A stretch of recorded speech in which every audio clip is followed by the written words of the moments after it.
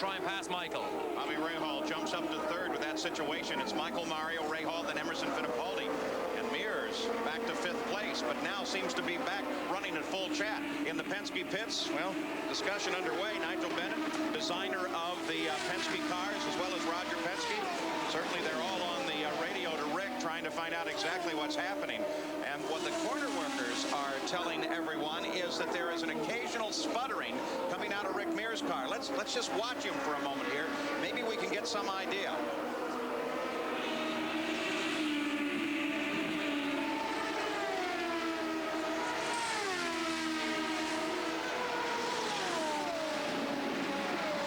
Rick MEARS now with John Andretti finding a line to the outside, trying to maneuver his way past Rick. Perhaps Gary Gerald can give us an update on Rick's situation. Well, Paul, just as that was happening, we were checking with Richard Buck, the chief mechanic for this car, and he said, we're trying to play it cool. We're concerned about staying out of traffic. Then the engine misfire was reported. Now they're getting ready here for the possibility of having MEARS come in. And, of course, you start with the electronics, and generally you start with the engine management system, the black box. That's the first thing you replace. We don't know if he's going to be brought in immediately. Obviously, if that problem continues, they'll have to bring him in. Well, you saw Rick's chief mechanic, Richard Buck, there in conversation with other members of the crew. No doubt planning out exactly how they will attack the car when it comes in, because this most certainly is not a routine situation for Rick MEARS, and that engine not sounding well. Roger Penske normally is in extensive radio conversation with Rick MEARS. He monitors that car. Michael Andretti, now he's at the front of the field. Mario Andretti in 2nd place. Bobby Rahal with the maneuver, and Willie T. Ribbs against the wall. Willie T. Ribbs. He was the man that you mentioned, found this a very difficult track. Willie told me it's like racing inside a high-speed cave. Little fire there at the back. Originally would be the turbocharger, the oil there. That's would leak out and light up and give you the orange flame. But with the tire and bodywork there, while it's not a danger to Willie, that fire could grow. But there's the safety team right on location, ready to help Willie out of the car, and he releases the brakes very wisely. Kept his foot on the brakes, keeping the car up against the wall. Let's go to the pits and Jan Vikas. Andretti is taking advantage of the yellow flag here. These teams know that on this track that's so difficult to overtake that this is where the race can be won or lost. We see some adjustments done to the front wings. Michael Andretti's out of here. Whoa. 12.8 seconds, and Michael Andretti back into the action. Gary Gerald's down further in the pits. Boy, traffic jam here, Paul. We've got Fittipaldi on one side, MEARS on another. UNSER, Rahal, all in. Paul Tracy gets out of the Penske pits first. LUYENDYK goes by. MEARS goes out. There's Fittipaldi. Oh, boy. So with that yellow coming on the 51st lap, early, considering what the original projected window was, earlier still if you consider the early long yellow session. But the leader decided to come in, and you generally have to follow him in. And a lot of changes on this pit stop, a lot of changes. Some people got very fast pit stops. Some people, when they couldn't pass on the racetrack, they actually got the job done in the pit lane. Now Rick MEARS, as they clean up Willie Ribbs' accident, is back into the pits. He made the first stop, and now he is back in as we're still under yellow. Let's go to Gary.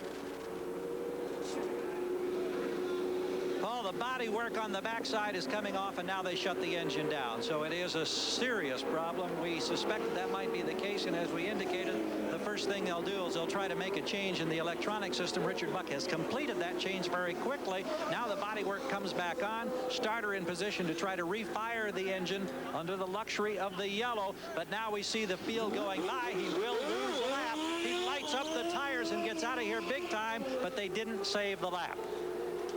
Jerry Breon at the back of the car fired that starter up as fast as he could, but as he rolled out of the pits, it was the pace car coming by at the blend line at the end of the pit lane, and as a result of that, Rick MEARS will line up at the back of the order.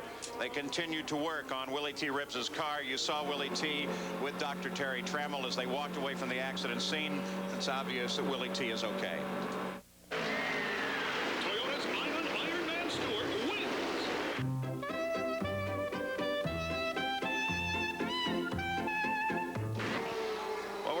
Running under yellow on the 55th lap. We'll give you the rundown as of lap number 50. The yellow is out now, of course, because Willie T. Ribbs caught the wall. Just a quick little spin. Looked like the back end may have washed out, though no one had a very clear or quick view of the situation. And there you see Rick MEARS out behind John Andretti. And we mentioned his blending position. He was fighting for a moment there with John to try to get in the line. Screaming to try and get out of the pit lane, to try not get too far, try to beat the pace car first, but when he doesn't, he can blend in behind whatever car he comes out onto the racetrack behind. And there is Michael Andretti. He is the leader. How did he get the lead? Well, with a very brazen move, counting on some traffic. Here is the onboard camera view. This is up to turn 2. Now remember, Rick MEARS goes to the inside. There's the traffic. Rick backs out of it. Michael says, okay, I have a good handling car. Here I go. Sails around both cars. Now remember, Rick is trapped in behind. Michael gets the job done and pulls back down behind Dennis Vitolo. So Michael Andretti is where he needs to be. He's at the front of this field, but Bobby Rahal is running in 3rd place. The front of the field is Michael and then Mario. As they continue to clean up the debris from Willie Ribb's accident, it looks like it will be a few minutes longer before they come back up to racing speed, and this second yellow of the day will again adversely affect the average speed of the race, as we're running now at 103.1 miles an hour. What about Al Unser Jr., the other contender in the points fight? Gary Gerald? Their day has been complicated just a bit. They're happy down here, Paul, because they picked up 2 spots on that first pit stop. They gained 2 positions, but Rick Gallas just told us that Al can hear him okay, but Gallas can't hear Al in return. They've got a communication problem with the radios, so that's going to complicate things the rest of the afternoon. Well, the Quaker stayed on camera. Onboard camera view over Al Unser Jr.'s shoulder as he runs in 5th place. And they continue to circle this 1-mile circuit under the yellow flag, and there's the accident area. If the race would finish right now, Michael Andretti would finish with 217 points. Look at this. This is up at Michael Andretti's house. It's a golf course that he is building around his house. Apparently, and a few little additions to the house. Already planning on a championship. Let's hope he gets it.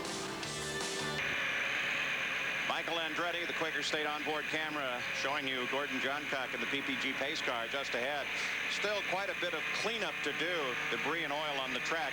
Later today, the Senior PGA Tour, the Vantage Championship.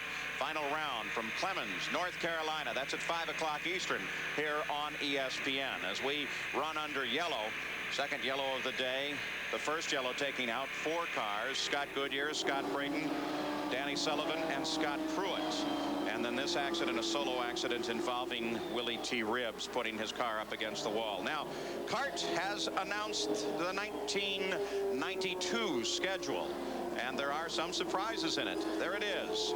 Start again at Australia, on to Phoenix, Arizona, Long Beach, California, of course, the Indianapolis 500, and then rather than to Milwaukee, on to Detroit, Michigan, then to Portland, then Milwaukee, Wisconsin slides into late June, and then that beautiful little racetrack at Loudon, New Hampshire. Everybody all up and down the line excited that they will be going to Loudon. Toronto, Canada on the 19th of June.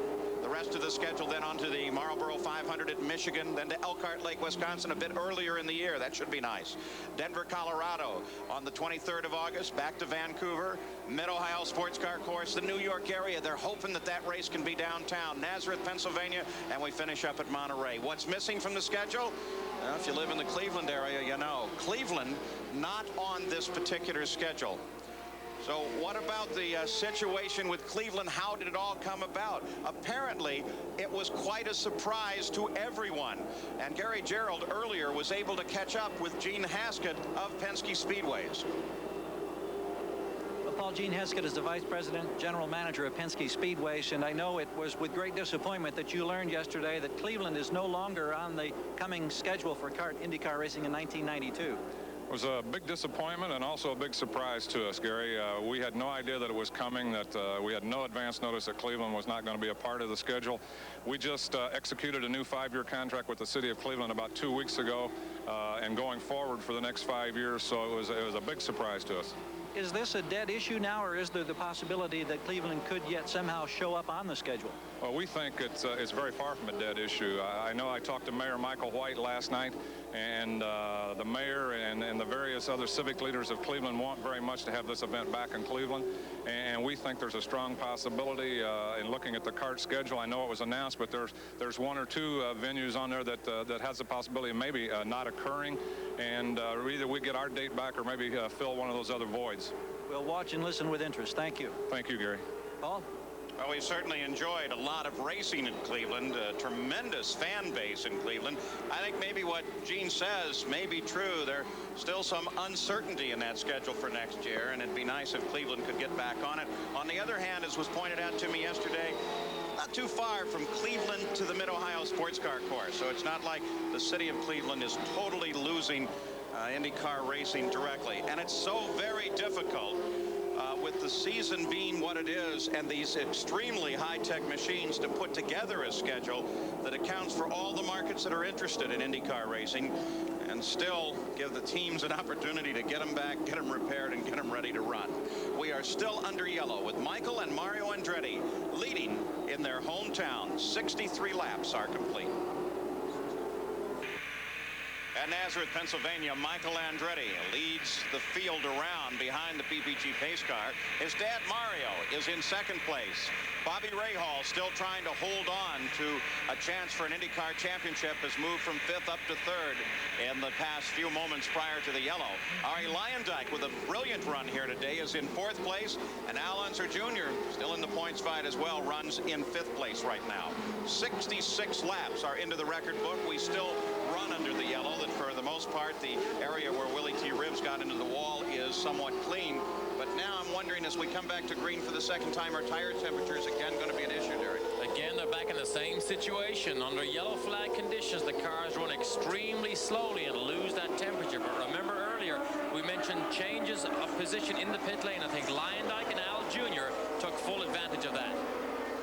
Pace comes up, the pace car is off. Look at Bobby Rahal as he makes a move to the inside, coming back to the green flag, and jumps Mario Andretti, picking up second place. I can't believe Rahal pulled off that move on Mario. It was an excellent restart. Remember, you can race as soon as the green light goes on. So when Michael goes by, the green light's on. Look at Rick now. Well, he's on the move. Apparently that motor's working fine as he comes down inside John Andretti. But John Andretti isn't going to let go of it. John is right there alongside. Oh, there it goes. Rick MEARS jumps past John Andretti. So whatever the problem was, for the moment it appears to be fixed. This is good. We saw Penske's take the top off that car. I presume they replaced one of the electronic boxes on that, electronic boxes, and the car is back up to full steam. That's Mario right ahead of him. That's always the hope, of course, is that whatever it is going to be able to be replaced by the electronics on the car. Now, remember, though, Rick MEARS did go a full lap down. So even with that battle that he was fighting, he's running down in 8th place. Oh, now look at this. Rahal really has the bit between his teeth. He is absolutely all over Michael Andretti. So Rahal, for some reason, after the pit stop, he might have made a change to the car. Now look at this. Close it right up behind him. This is turn 2. The Quaker State onboard camera, Bobby Rahal closing behind Michael Andretti in a fight for the lead, a fight for the championship. And of course, if it would end right now, Michael Andretti would have 217 points, maintaining the lead in points. But Bobby Rahal would be at 200, and there are 22 points available in the final race of the season at Laguna Seca, California. Now let's go down to the pits and get an update from Gary Gerald. Paul, checking with the crew, what they did was they replaced the trigger in one of the electronic mechanisms during that quick stop when they had to peel the cowling off. It's thumbs up down here now, and obviously Rick's back under full throttle on the racetrack. Question is, can he get the lap back? Well, at least they were able to find something wonderfully simple to repair and take advantage of that opportunity. And luckily, it was a yellow flag situation they were able to take opportunity of, because at 22nd laps, you can lose a lap or two so easily here. Luckily, MEARS did not lose that amount. What about the second place runner, Bobby Rahal? Here's Jan Beekes. Thanks, Paul. Well, Derek was talking about they must have made a change on the car. In fact, they did. But Barry Green said a very minor change. He said just a little bit of tire pressures. But wow, what a difference that's making on the racetrack. Shows a little change down here. Bobby Rahal really has a bit between his teeth. And in the run on this last lap, Michael Andretti has established yet another record. As of the the 73rd lap.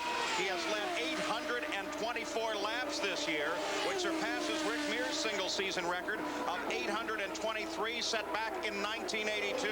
Talk about a championship charge. The dominant driver this year, but who has had failures that have not plagued Rahal. Michael either wins or doesn't do very well. Rahal has just been consistently in the fight with only one win. And we mentioned it before, Michael is an all-or-nothing driver, but when he finally put that consistency and that consistent pattern together with his all-or-nothing style, suddenly all the points began to mount up. This is his brother Jeff, now that he's going to try and pass. Jeff could figure into the fight. Rahal is certainly there and ready to attack. Michael Andretti to the outside. Amazing moves here on the outside. Considering cooler air temperatures, Michael's car must be working incredibly well. Working incredibly well, and that is the major key to success racing here, to have your car handling well, particularly at turn 2, because the slower guys usually go down to the inside because it's the safest way to get through the corner. It leaves you no option but to go around the outside. Michael can do that. He's in good shape. You got a good view of it there as Michael moved around the outside of Hiro Matsushita, driving for Dick Simon here. And Hiro saw the car in his rearview mirrors, which is a feat in itself on a fast mile oval. Got off the line and gave the course to the leader. Oh, things happen so fast here, but notice what's happening here. Rahal is not getting the brakes in traffic. Every time Michael moves away, it's because of traffic, but Rahal can close right up. Rahal, I think, has a slightly better car than Michael right now, but he's running second. Looking down through the top 5, you saw them come through. Mario Andretti, then Luyendyk, then UNSER Jr. Emerson Fittipaldi is 6th, Eddie Cheever 7th, Rick Mears a lap down in 8th. John Andretti runs in 9th, and Paul Tracy runs in 10th place. Look at Rahal now. He's just lining everything up here. I think traffic, again, is going to play a key role because Rahal needs the traffic to go his way if he's going to make a charge. On this very, very fast course, what we're trying to do is give you the best opportunity to see how the front of the field all lines up here. But they're constantly turning here at Nazareth. Look at that. Look at that as Rahal closes right up behind Andretti, using Tony Bettenhausen to punt off of, and gets a little breathing room on Rahal. Great in-car cameras. We saw Michael dives down the inside, then Tony B took his apex, but he went up high and Rahal got chopped down to the inside. Great in-car camera pictures. Michael Andretti, you're looking at the Quaker State onboard camera that is situated just over Bobby Rahal's shoulder. The battle for the championship, the battle for the race itself, all manifest here in the fight at the front of this field. Michael Andretti, you got a glimpse of him as he works around this track. Lateral G's at a course like this, Derek. Are there many? A lot of lateral G's. There are no drivers out there that do not use some sort of support to hold their helmet and their head up. We see Michael here has a huge cushion to the right side to hold his head up because it's impossible physically for your neck muscles to hold it up all by itself. You saw a glimpse there, the graphic of the how the contenders and the points fights are running, and if it ended right now, well, Michael Andretti has picked up the single point for leading the most laps already. So he would end with 218. Bobby Rahal would be back with 200. UNSER Jr. would be out of the fight. And it would take us Laguna Seca, California with 22 points available. And Bobby Rahal still with a chance to take the title away from Michael Andretti. Though given the position Michael's in right now, his championship looks to be in very good shape. What Michael, of course, would like to do is finish the championship here. He certainly has all of the strength of the hometown crowd behind him. Michael Andretti completes the 90th lap, approaching the halfway point here. But his nemesis, Bobby Rahal, is just behind him. 3 times in the championship fight throughout the history of the CART Indy cars, Michael Andretti has finished 2nd place in the point standings, twice to Bobby Rahal. Now the positions are reversed. Michael Andretti would certainly hope that not only can he maintain this position, but that Rahal wouldn't be able to maintain 2nd. Rahal needs to hang on to that 2nd place because he wants the championship to go to Laguna. You were wondering about A.J. Foyt. There's number 14. There he is. Not only has he started well here, he currently runs in 10th place. And just in front of him is Paul Tracy. So A.J. Foyt, the oldest driver here, and Paul Tracy, the youngest, in adjacent positions here on the track. A.J. was complaining about a rib that he had pulled a cartilage cartilage on his right side. But he said, I'm going to get in that car and go racing. As far whether or not this is his last race, anybody can say anything they want. AJ will decide race by race, I'm sure of it. Most people talk about his foot injuries. He said it really doesn't bother him here, even though he uses that left foot pretty hard sometimes down at turn 3, but it really doesn't bother him because when everything warms up inside, the adrenaline begins to flow, you very quickly forget any injuries that you have like that. Pretty good view. There's Eddie Cheever. He runs currently in 8th place, making that conversion over the past couple of years over from Formula 1 to the Indy cars quite well, and no doubt on the verge of his first victory. And he has been watching along with his team owner, Chip Ganassi. There was a test at Elkhart Lake, Wisconsin by this team, the Newman Haas organization, where Mario Andretti, not Michael, but Mario, tested the new Cosworth engine. And Derek, the reports were pretty sound. The reports were good. I mean, the fact that it ran 200 miles trouble-free in its first test was a very good sign, because when you test an engine, it's consistency and mileage testing that you want to get overall before you actually go for ultimate speed. They're definitely showing interest in that team, or in that engine, and we're just going to have to wait and see what decision Carl Haas makes. No announcement yet. Speculation has been that Newman Haas Racing will use Cosworth engines next year. And also, Chip Ganassi has expressed a lot of interest. No new information on the new Ilmore engine, except that maybe a suggestion that it will carry a Buick nameplate on it might be a little premature. Bobby Rahal chasing down Michael Andretti. Michael has stretched out all of a 1.3-second lead, but that's the largest distance he's had in the lead thus far today. And at a place like Nazareth, that is a huge lead because things happen so fast here. What we're watching in the top of our screen here also is Bobby Rahal is about to have his mirrors filled with Michael's dad because Mario is on a charge. Mario, without question, closing on Rahal. Ari Luyendyk is 4th. You're looking back from Bobby Rahal, and that is Mario. The lens doesn't really do total justice to the position. Mario, in reality, is right there, this Quaker State onboard camera, as it looks backward from Bobby Rahal. And you can see Mario, that's turn 3. This is where we said all the action happens. You see Mario closes up, then begin to slide up the banking. Turn 3, the critical turn here as Michael Andretti screams across the line, completing the halfway distance in this race. So should anything happen now in one more lap, it will be an official race. And when I say anything happen, the possibility of rain, you saw at the start of our broadcast here that there was a 70% chance of rain. It doesn't look like that possibility really exists now. Seems to be clearing. And Dennis Vitolo in the Edge-sponsored car, one of Dale Coyne's cars, moves aside, moves up into the high groove and lets the leaders get on their way. Dennis Vitolo, this is a one-off deal, one-off sponsorship program by Edge shaving gel. May turn into a full deal for Dennis Vitolo next year, but he's had a good weekend here, behaving himself, qualified reasonably well, and still running well in the race here. And it's just the kind of program that Dale Coyne, as a car owner, has been very helpful with. And just having that opportunity where you can go get your hands on a car, help a sponsor out, is the kind of thing that attracts new interest in the sport. Dennis, by the way, has also been trying to race unlimited hydroplane. Well, that's right. That may be part of the program, but one of the things that they got involved with this promotion was they went to 14 different drug emporium stores here, dragged the car around, showed it to everybody, and really got great exposure for Edge. But look at this with the traffic. Bobby Rahal now closes the interval. He was 1.3 seconds just a few laps ago. As they came across the line the last time, he was only 4/10 behind. And look at him now.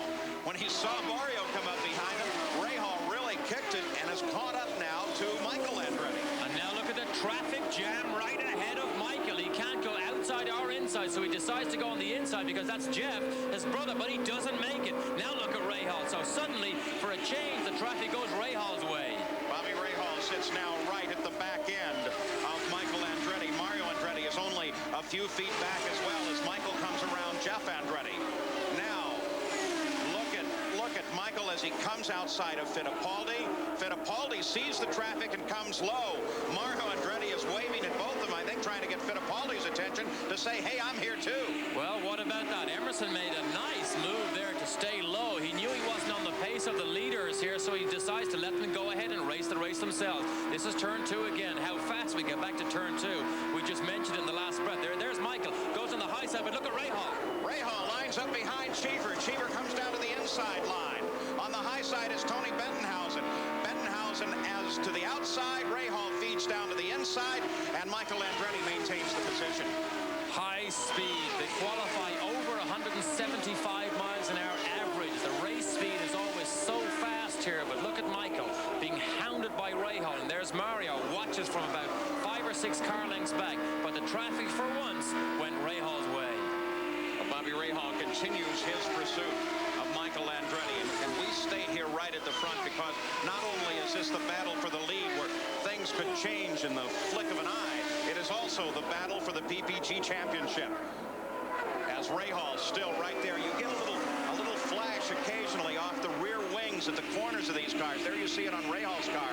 That's a vortice that's a product of not only the wind turbulence generated at the corner of the wing and the swirling effect of the wind, but it's also the fact that it's very humid here. Rahal circles outside and still tries to find position, but here is Mario. Mario's right up behind Rahal. Rahal had to back off at turn 2. He couldn't get by John Jones as cleanly as Michael did, and Mario takes advantage, draws up about 4 or 5 car lengths.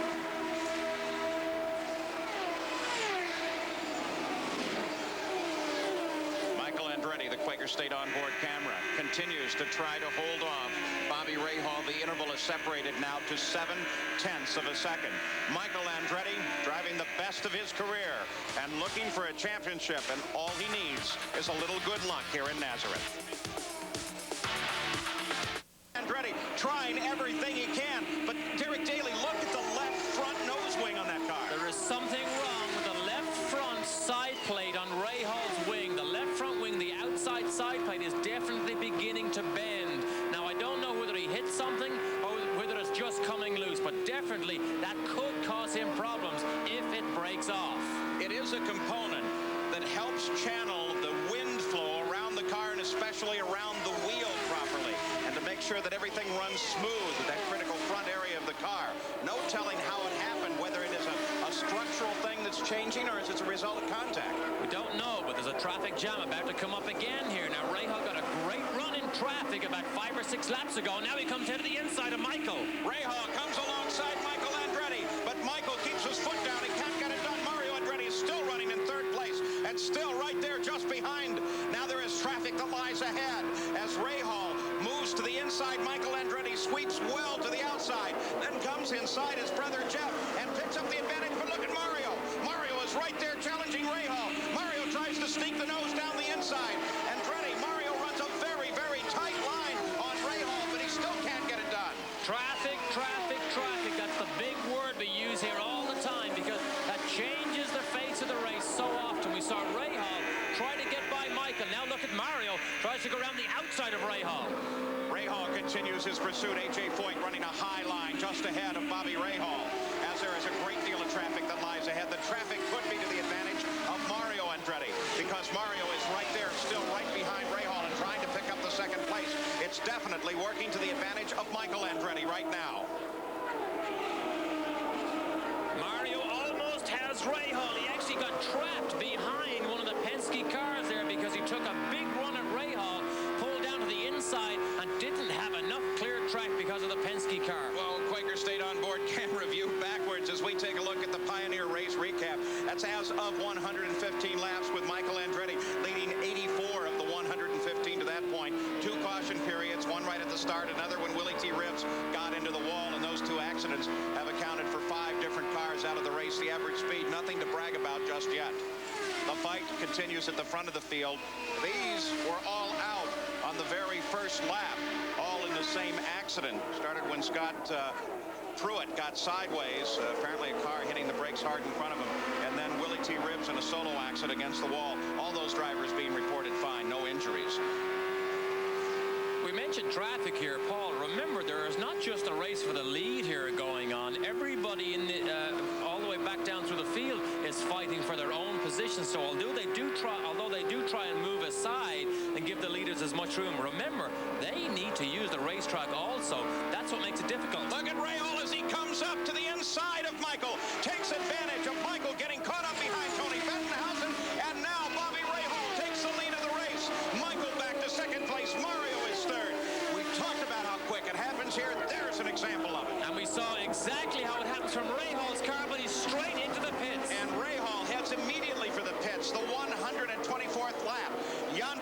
is ready for him. No sooner does Bobby Rahal take the lead, but he's coming down pit road. They had already given him the sign to come in right as he had taken the lead. Let's see how fast they can get it done.